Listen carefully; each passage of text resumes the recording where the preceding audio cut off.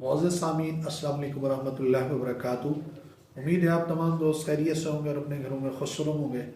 आज का हमारा जो मौजू है वो दांतों के हवाले से है। दांत हैं तो सब कुछ है। दांतों की सेहत अगर अच्छी है तो आपका मैदा भी ठीक होगा।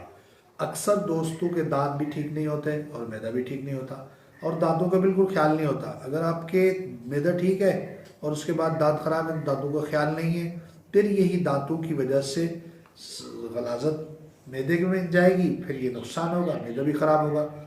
वो दोस्त जिनके दांतों का मसला है फौरी अपने दांतों पर तवज्जो दें। भाई दांत बहुत हसीन चीज़ है और बहुत कीमती चीज़ है और ये इंसान के लिए बहुत ही आला चीज़ है। जब भी कोई चीज़ खाई जाती है तो दांत होंगे तो बड़े मज़े से खाएंगे, वरना बड़ी परेशानी उठानी पड़ती है। जिनके दांत नहीं है ये कदर उनसे पूछें। नुस्खा पेश कर रहा हूँ बहुत ही आसान। कलमी शोरा, जौखार, नुशादर, नमक, ये खाने वाला नमक, ये चारों चीज़ें लेकर जितनी ये हो इतनी आकर कराओ और इनका पाउडर बना लें। ये आप मिसवाक के साथ करें, इंशाल्लाह इससे बेहतरीन मंजर शायद आपको कोई नुस्खा ना बताए।